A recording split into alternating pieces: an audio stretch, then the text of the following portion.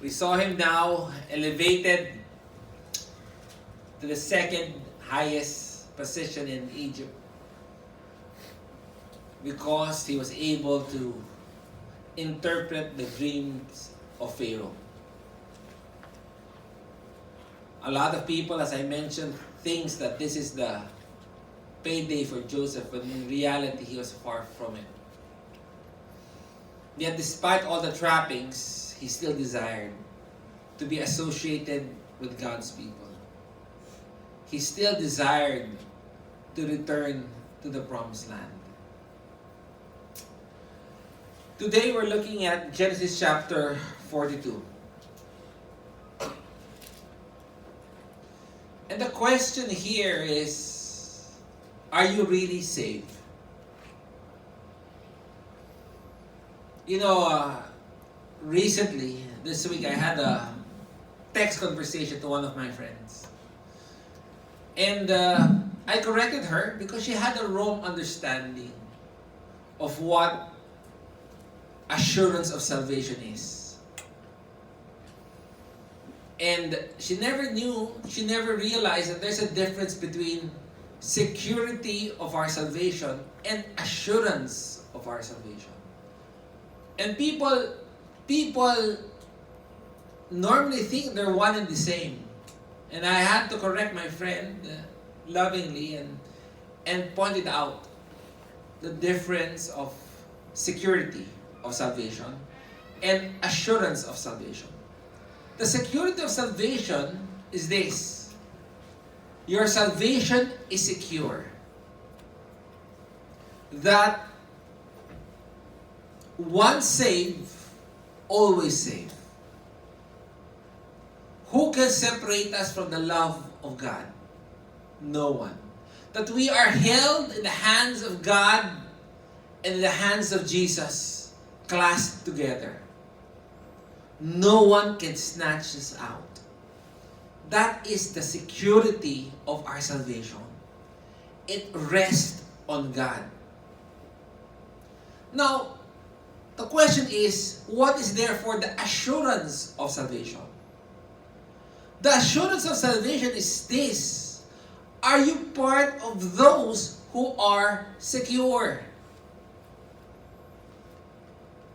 A lot of people think the most dangerous thing is to think that you are part of the children of God when in reality you're not. So the question is, how do you know that you are part of the people saved by God? That you are part of the family of God? How do you know that? Because if you can verify that, then you know you're really secure in your salvation. As I said, the most deadliest thing to do is to assume that you have it. But you don't. Now, God does not leave us in the dark.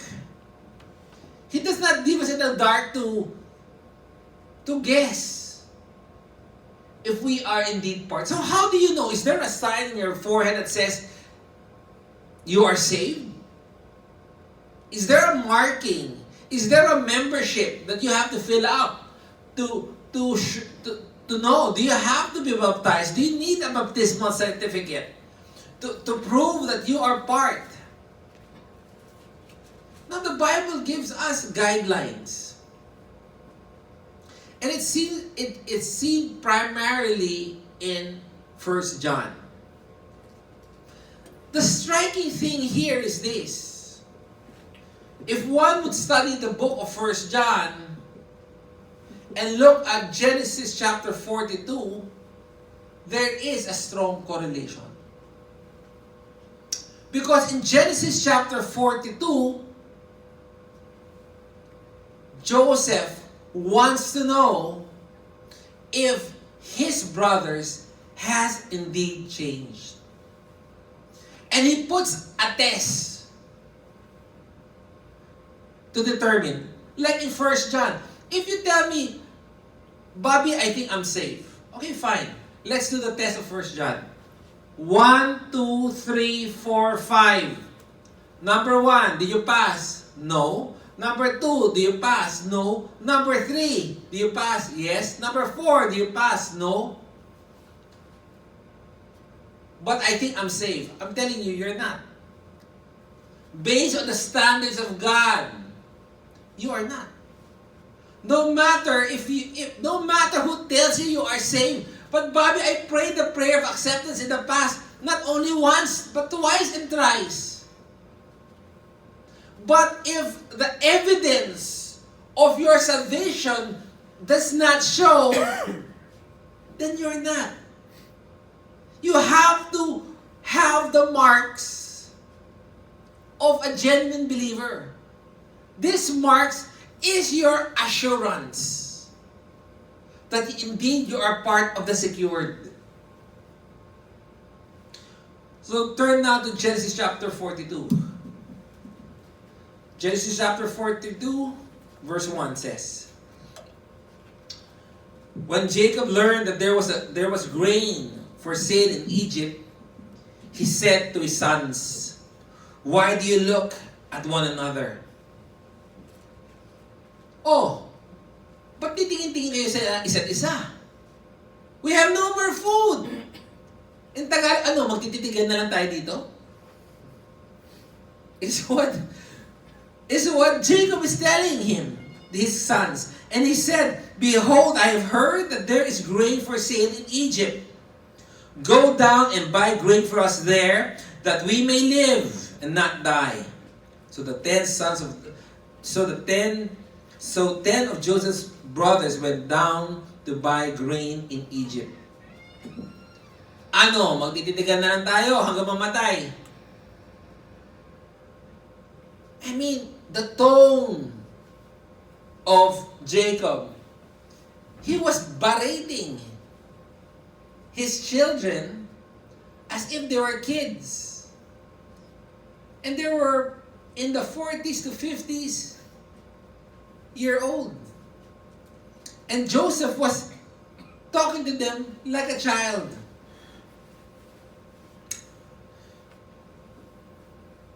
Verse 4.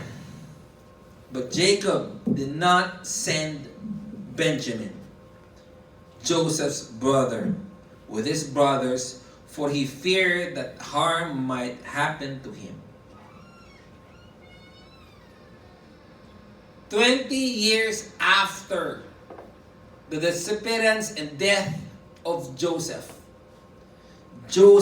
Jacob still has a strong distrust towards his other sons. He doesn't want Benjamin to join them. Benjamin now is the new favorite. Why? Clearly, he is the only child left from the wife that he loved, Rachel.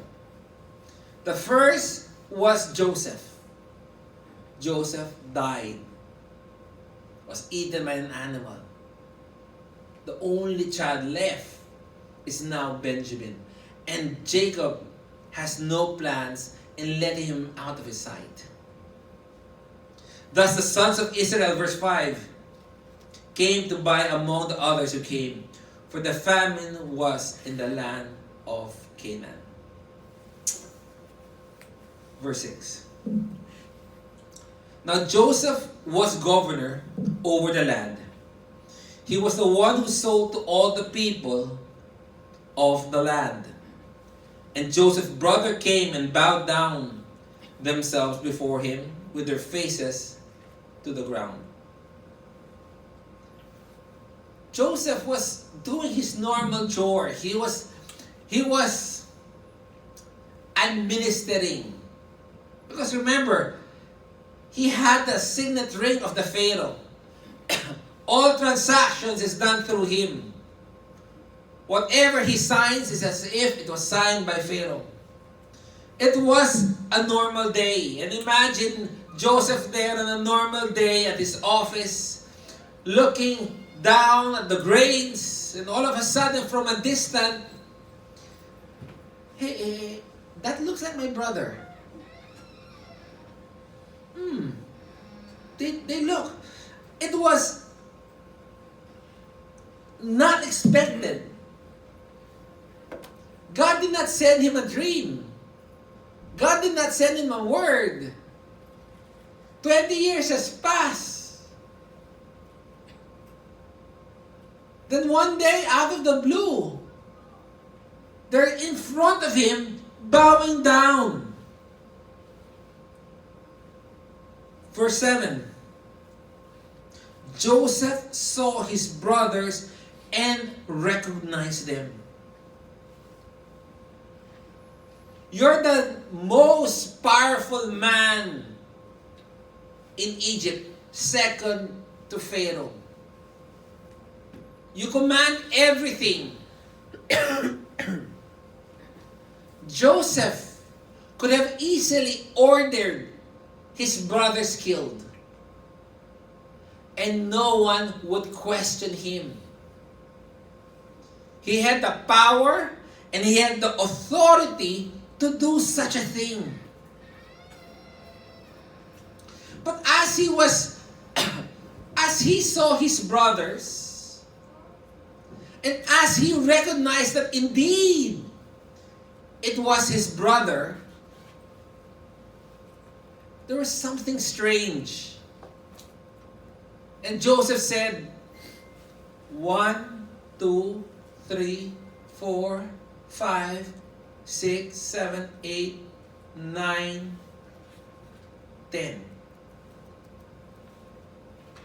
1, 2, 3, 4, 5, 6, 7, 8, 9, 10. Where is Benjamin?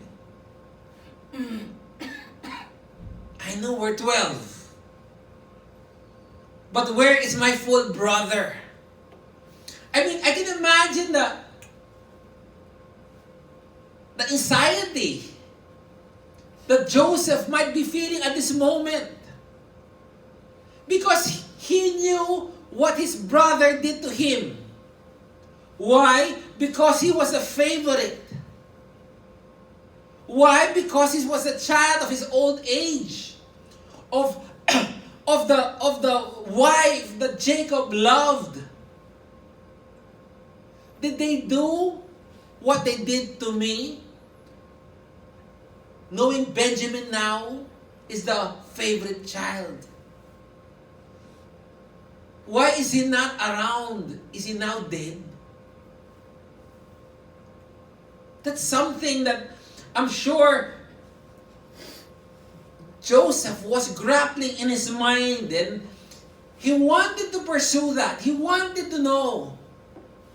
But he treated them like strangers and spoke to them roughly. Where did you come from? He said. They said, from the land of Canaan. And Jacob recognized his brothers, but they did not recognize him. He recognized them, but they did not recognize him. Why? He was 17 years old when they wanted to kill him and eventually sold him. Now he's about 37 to 40 years old. Not only that, the brothers thought he was dead. Thirdly, he shaved clean. If you look at the pictures of him, they're always kalbo, right? The Egyptians, they're always bald. It's for hygienic purposes. They consider him dead. He shaved clean. He speaks Egyptian. He has an interpreter. He dresses like an Egyptian. His name is Egyptian. They did not recognize him. Totally. But he recognized them. Verse 9. And Joseph remembered the dream that he had dreamed of them. And And Joseph remembered the dream that he had dreamt of them. The dream that happened in Genesis chapter 37 is now being fulfilled. That is a good news, and that is a bad news. The good news is the word of God will be fulfilled. The bad news is the word of God will be fulfilled. Your good works, the good news, will be rewarded as God promised. Your evil deed will be punished as God has promised.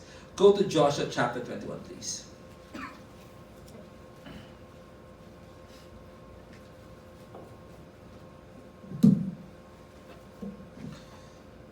Joshua 21.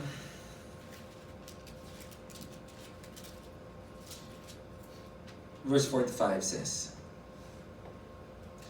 "Not one word of the good promises that the Lord had made to the house of Israel has failed.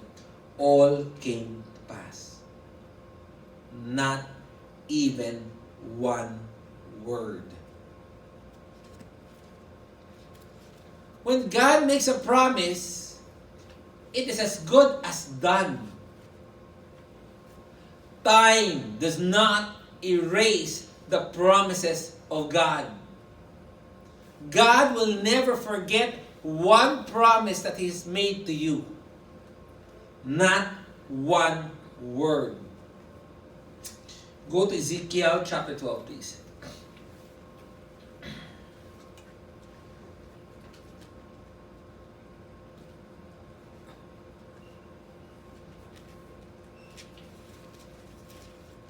Ezekiel chapter 12, verse 25.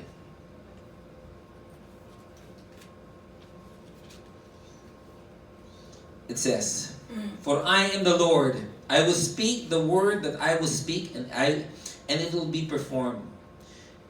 It will no longer be delayed, but in your days, O rebellious house, I will speak the word and perform it, declares the Lord God." Whatever God speak, it will happen. Maybe not in this life, but in the life to come.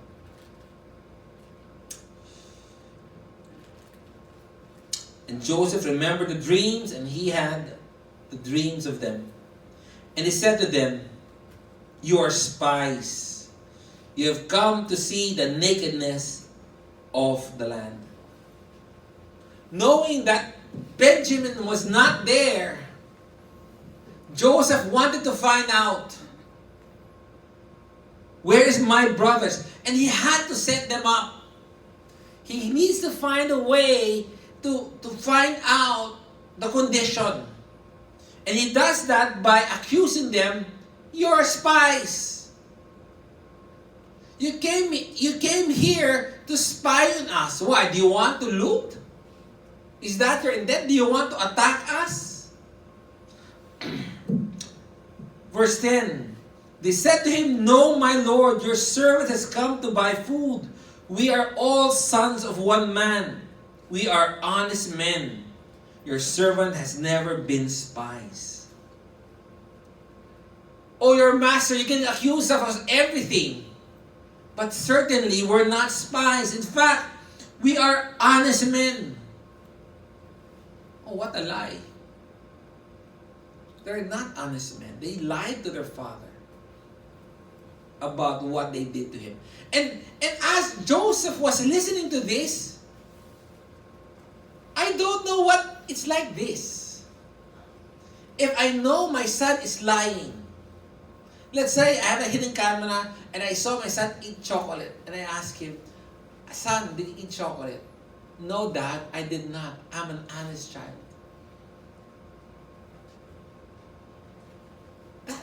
That's weird. Yet that's what they're saying. We're not spies. We're honest people. But Joseph wanted to know. Verse 12.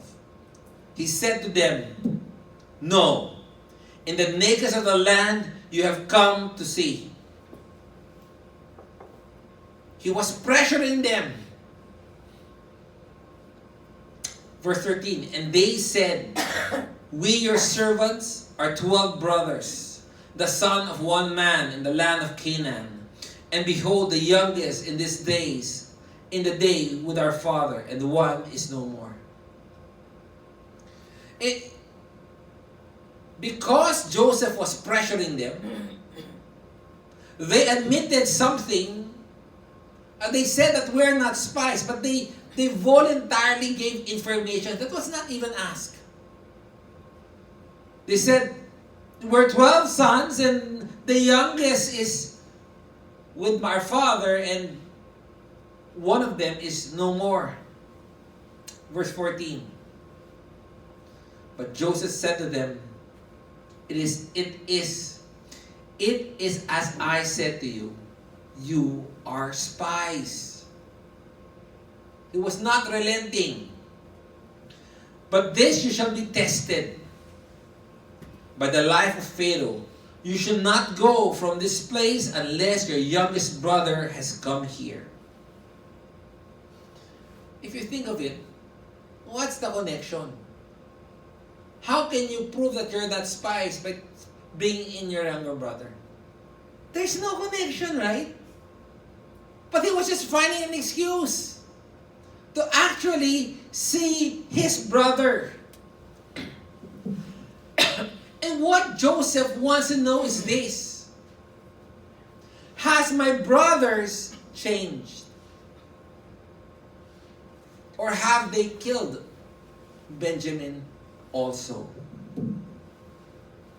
Because genuine conversion changes people. And the question we ask for ourselves today is, are you changed?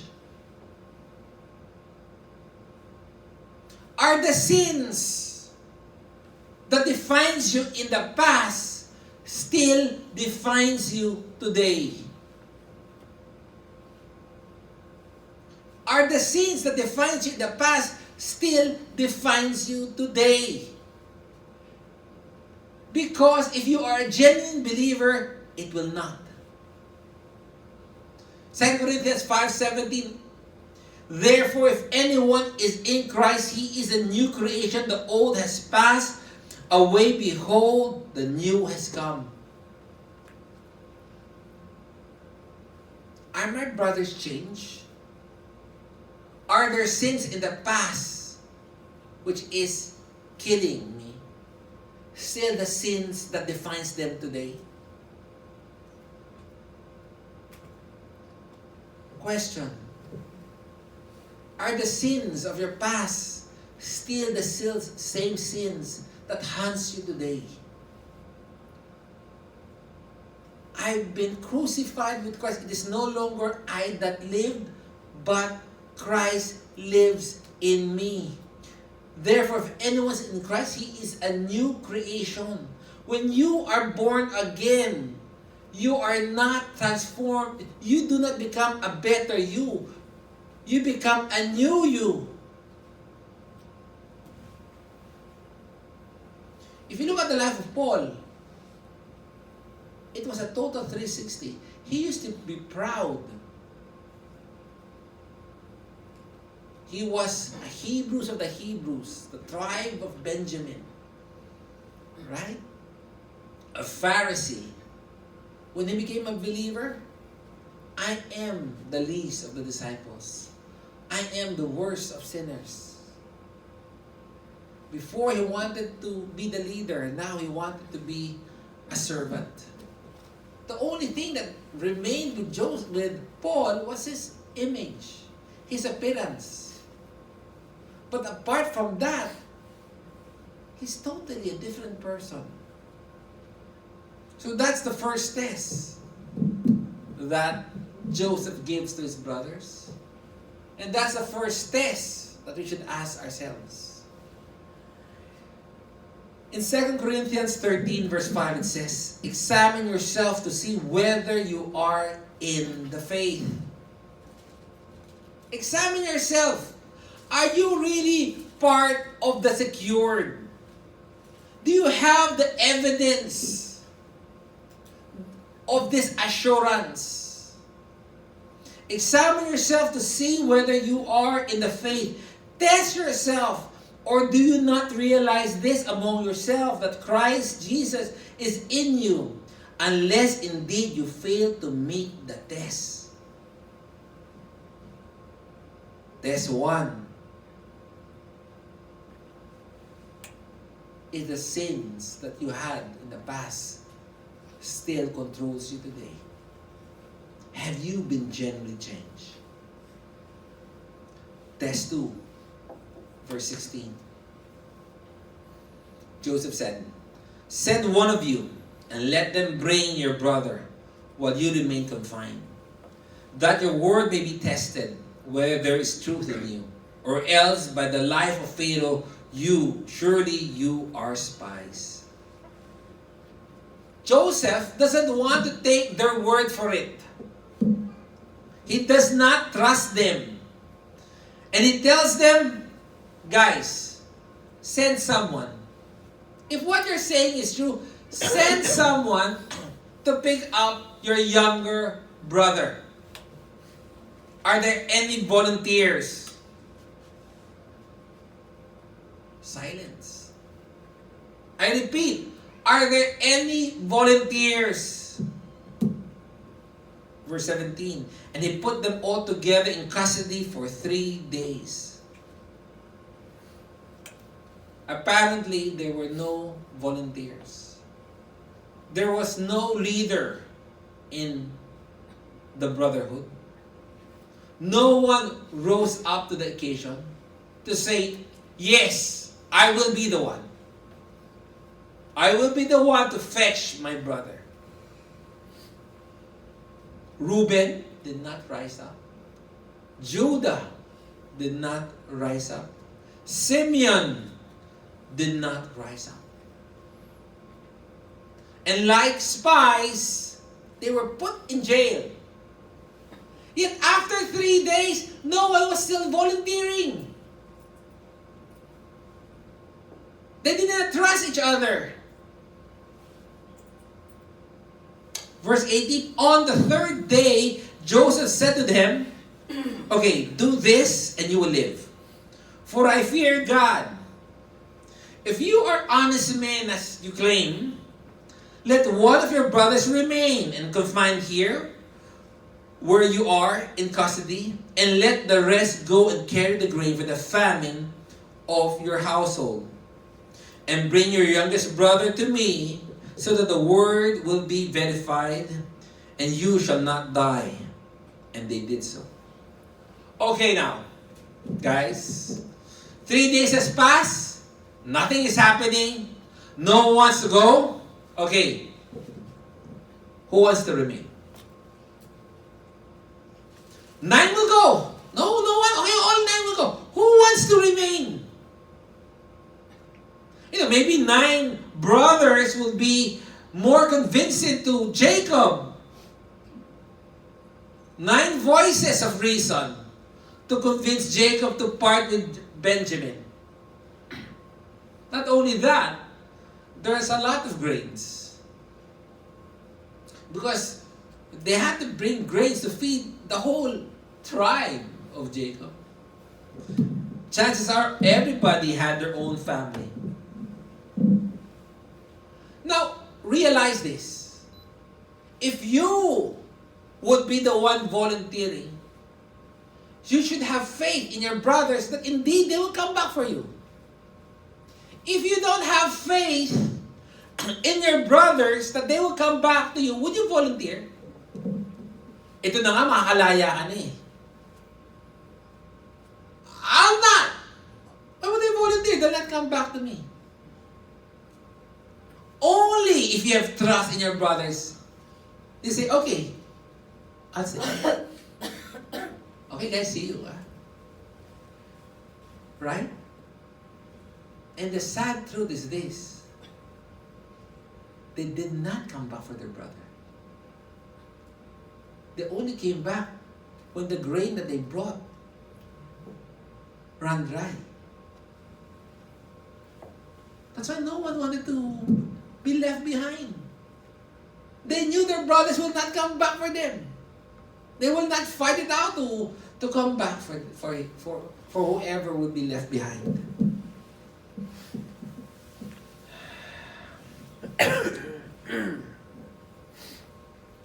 Verse 21. Then they said to one another, in truth, we are guilty concerning our brothers, and that we say we saw the distress of his soul when he begged us, and we did not listen. That is why this distress has come upon us. This was never revealed in Genesis 37-38. That when Joseph was in the pit, he was begging for his life. And they were not listening. And Joseph knew that. He knew that. That his brothers was callous to him. He knew that he was placed in the pit to die because of envy, jealousy, hatred.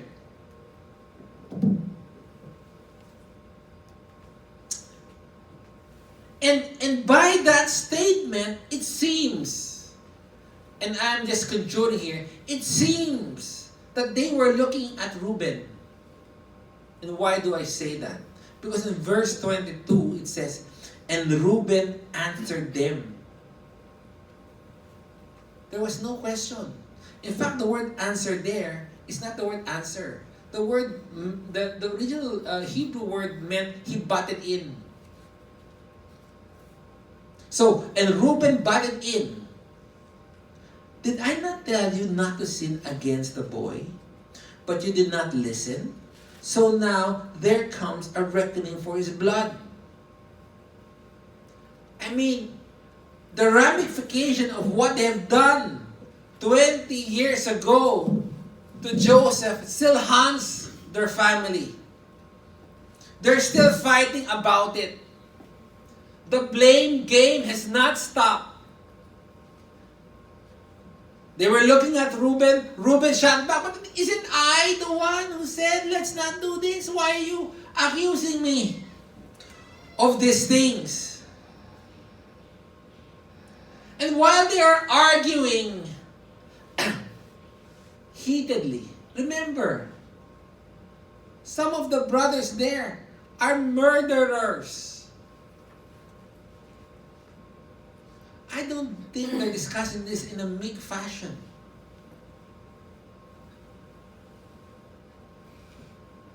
Unknowing to them,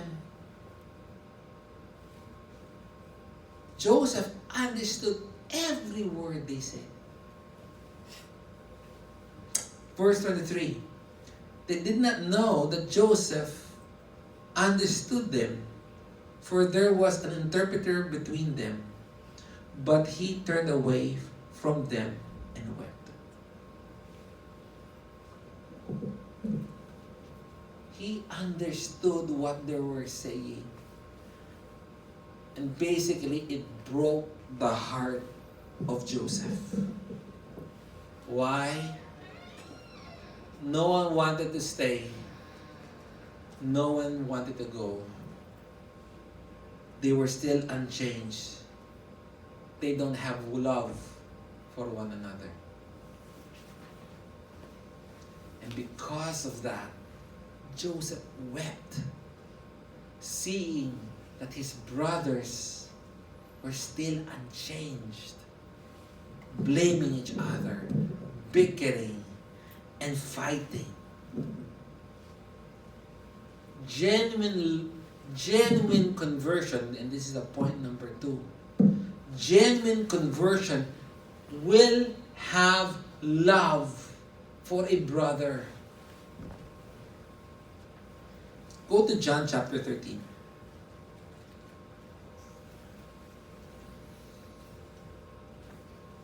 John chapter 13, verse 35.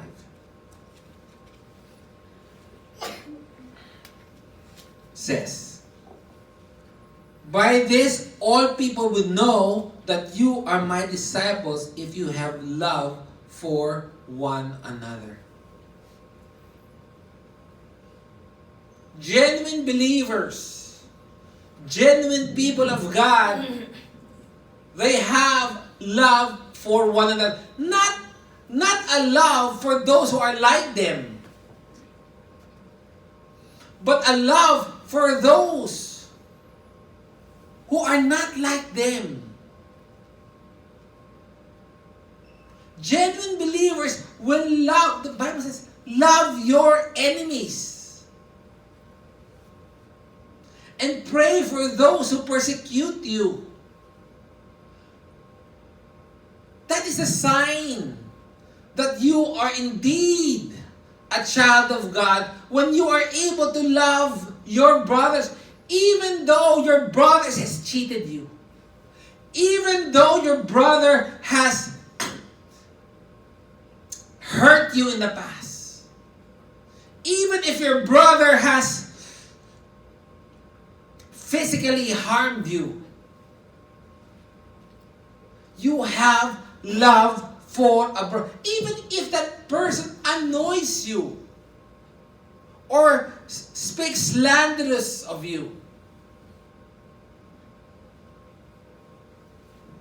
Matthew 5:46 says, "For if you love those who love you, what reward do you have? Do not even tax collectors do the same?" To love the people who are nice and lovable to you is normal. That is not what defines us as believers of Christ. What defines us is we are able to love everybody that God has placed in our lives. Do we?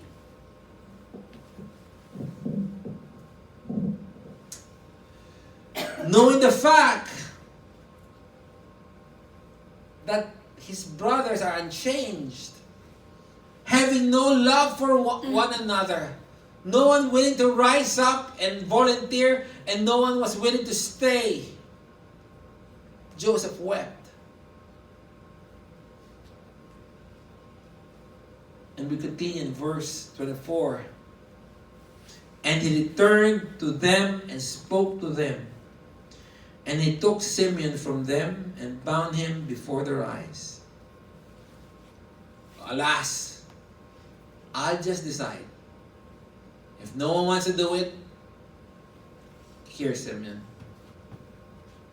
I mean, if you're Simeon, what would you feel? Oh, I'm really dead. My brothers will not come back for me. I know this. I know my brothers too well. Not only that, he was bound before their eyes. How traumatic is that? And I bet the siblings was saying, "Buti na lang hindi ako."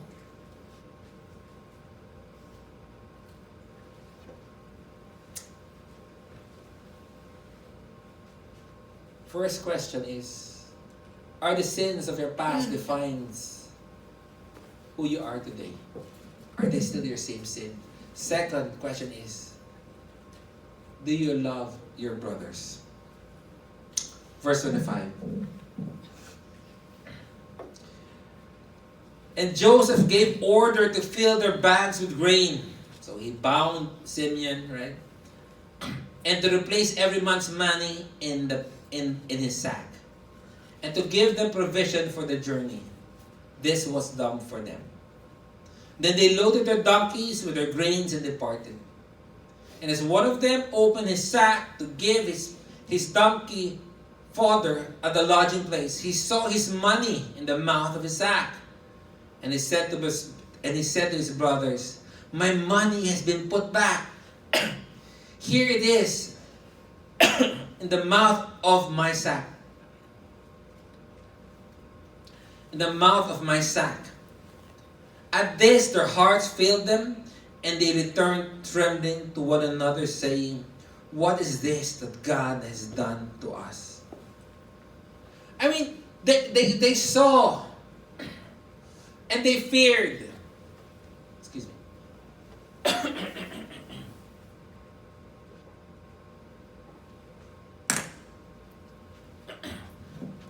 They saw the money, they feared what might happen to them because if Joseph finds out, not only that, they feared that this is what God is doing to them. What would be your reaction? Return the money. They did not. They were afraid of God. They were afraid of Joseph, but not afraid enough to return the money. And they were in front of Joseph, but we are honest men. Honest men? I mean, Joseph gave his brothers an opportunity to show their honesty, to show their integrity. And what? They failed. One thing they did not do is give back the money. Yes, they feared. Yes, they were concerned. But that did not move them to do the right thing.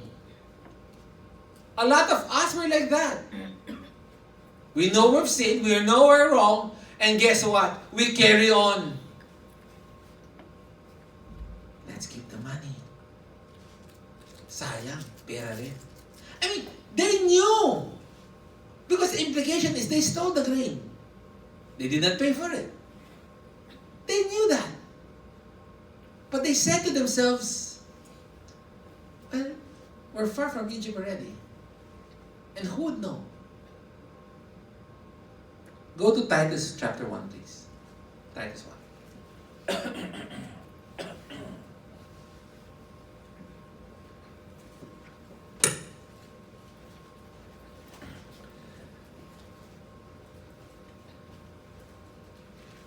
Titus 1 verse 16 says, they profess to know God, but they deny Him by their works. Yes, we profess we fear God. Yes, we profess that we did the wrong things. Yes, we profess we stole from Joseph. But they deny them by their works. They are detestable, disobedient, unfit for any good work.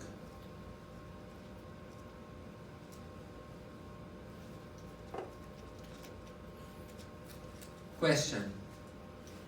How will you behave if no one will know your sin? If you can really get away with murder with no one ever knowing, and there will be no consequence, will you murder?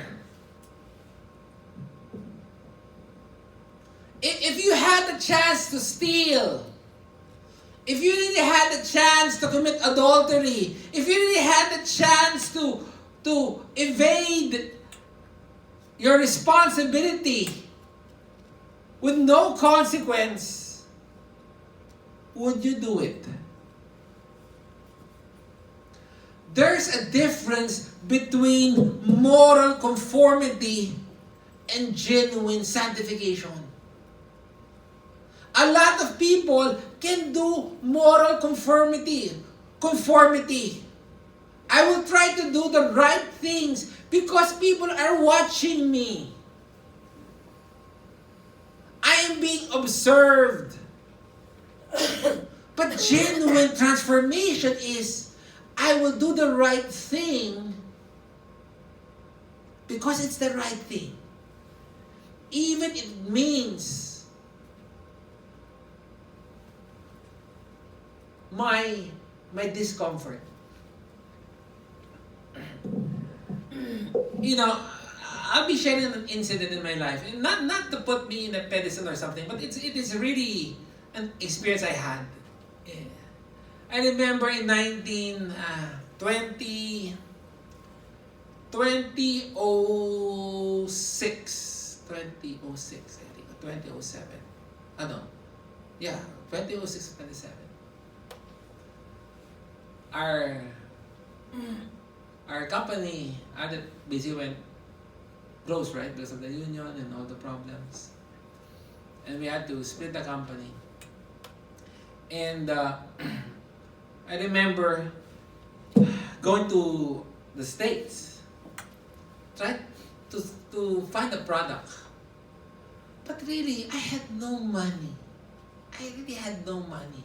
I don't know how I was able to buy a ticket. And because I was super screamed because I had no money, my aunt, Tita Lita Ascarate, lent me her condo. Praise God, she lent me her condo. And I rented a car. I went, sabi niya, go here, the agent will come to bring the key. I went there, the agent never came. I barely had money. And I thought I will literally sleep in the car. So, okay, there's a first time for everything. I'll be sleeping in the car. But, so, that's not safe. So, because it's in Las Vegas, I had to drive far. As in far. To go to an unknown motel in I don't know where, really. And wala pang ways nun eh. Right? I just had to drive and look for an unknown hotel. Inquired, got a room, and when it's time to pay, so the next day it was time to pay, I was checking out, I noticed the bill was wrong. They were not able to charge certain rooms, certain nights. And I said, hey, the bill is wrong. You under charged me. Sabi niya, no, it's okay. It's not, the system is good. No. I'm underpaid. I underpaid. And, so, your company will lose money. I'm not thinking about the girl. I'm thinking about the owner. The owner lost the money. And eventually I had to call the manager. I was underpaid. I underpaid. The bill is not right. And I'm not saying that, for anything. But I'm saying that it came naturally. Right? That, I could get away with that. I need every cent at that time. I remember that. But, there's a difference between moral conformity and genuine sanctification and transformation. Right? When nobody's looking, when nobody will know, when nobody will reward you or applaud you, how will you behave in the privacy of your life? Will you steal? Will you kill? Are you willing to get away with it? Because if you are, then you're saying,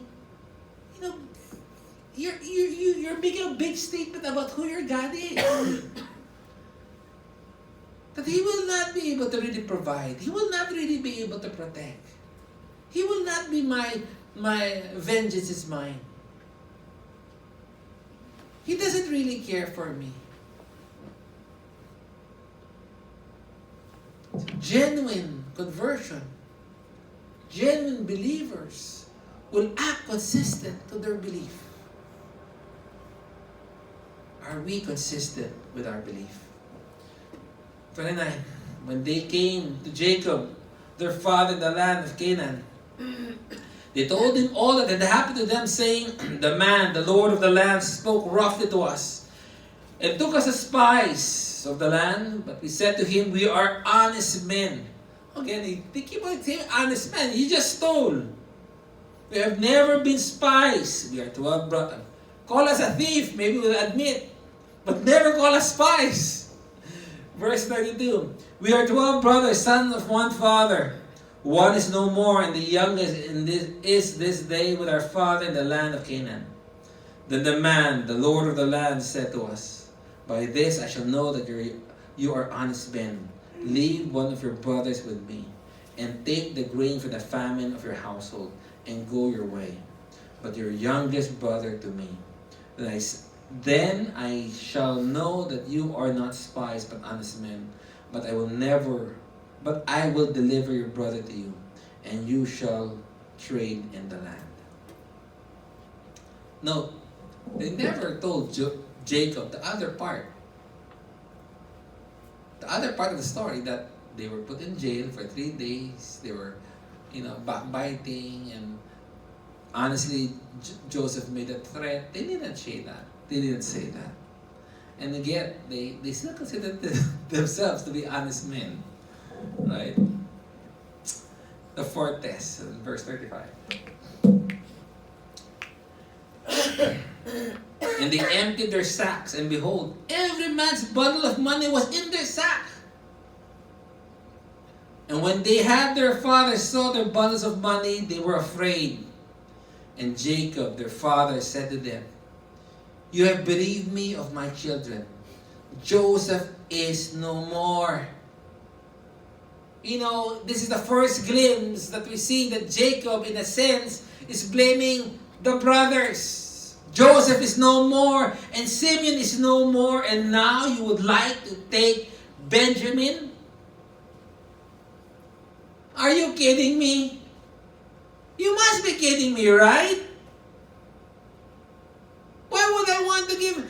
You caused the death or disappearance of Joseph, now you caused the disappearance of Simeon, and now you want my one and only favorite child? You're crazy. All of this has come against me. Reuben steps up. 37. Then Reuben said to his father, "Kill my 2 sons if I do not bring him back to you. Put him in my hands, and I will bring him back to you." But he said, "My son shall not go down with you, for his brother is dead, and he is the only one left. If harm should happen to him on the journey that you are to make, you shall bring down my gray hair with sorrow to show." Reuben steps up and said, "I will give my 2 sons as guarantee. If I don't come back with Benjamin, put them to death." Guess what? Jacob did not agree. Despite the big surety that Reuben gave, it did not overcome the strong distrust. Okay, fine, you can give up your sons, but I'm not willing to give up my son. That's your son. But Benjamin, I will not. You know what's the sad here? What Jacob is saying also is, let Simeon rot and die in Egypt. I don't care. By him not allowing Reuben to take Benjamin to back to Egypt, he is condemning Simeon. No surprise, because in verse 38 he says, "My son shall not go down with you." He does not say your brother will not go down. And he says, "For his brother is dead." Not your brother is dead. And he is the only one left. As if the other siblings are not his children. That's why it's okay for Simeon to die. Total naman, I only have 2 kids. This is really my family. Rachel, Joseph, and Benjamin. His brother is dead. Now you want to take my only child? He's the only one left. Wow. What would you feel if you heard your dad say that to you? The favoritism. Honestly, when he told his kids to go to Egypt, he doesn't even care if they get slaughtered there. Not my kids, really. That's kid of me and Leah, the girl whom I don't really love. The fourth question is this. Are people close to you, have they seen a change in you? Because if Jacob saw a change in Reuben and the brothers, he would have given Benjamin. But sadly, Jacob does not trust his children. He has not seen a change in them. It's one thing for me to claim that God has changed me. You can claim that. You can claim that. You can claim that. But it is quite another thing for people around me to acknowledge that truly you have been changed. I have been changed, but only you believed it. The people around you verify that you have indeed changed. Oh, Bob, I haven't seen you for a long time. Hindi ka na nagbago. Magnanakaw pa rin.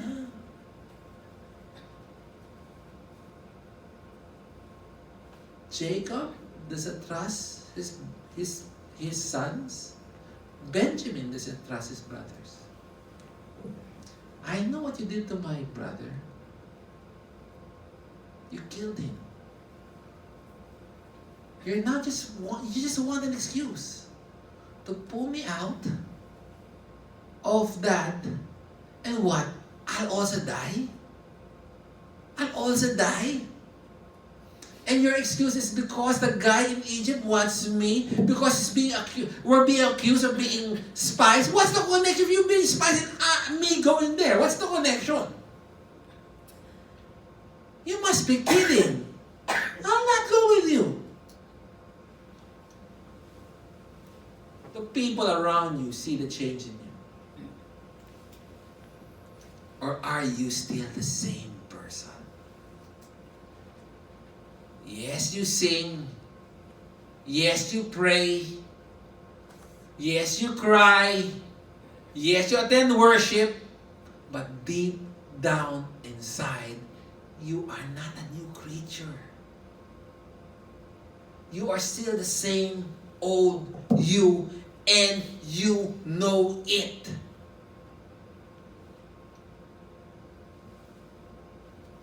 Examine yourself, test yourself if you are in the faith.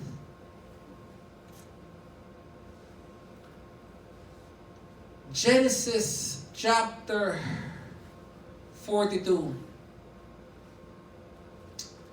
is a grim story. There is no love in the family. There's no trust in the family. There is no transformation in the lives of the brothers. There is no leader. No one is honest. There's no integrity.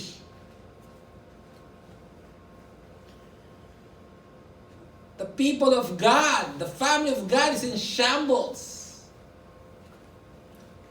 But the great thing here is that Genesis does not end in chapter 42. It ends in chapter 50. Wherein God will redeem this family. That indeed God will raise up a leader. That for sure the family of Joseph and Jacob will again be reunited. And the seed, the promised seed, the line that carries the seed will be protected. Praise God, this is not the end. But in the meantime, we are to ask ourselves, Are my past sins still defines who I am today? Do I have love for my fellow brothers? Do I act consistent to my conviction? And do people see a real change in me? I pray that as Joseph tested his brothers, this morning God has tested us, that we might examine ourselves in light of His word. Thus says the Lord. Amen. For last one.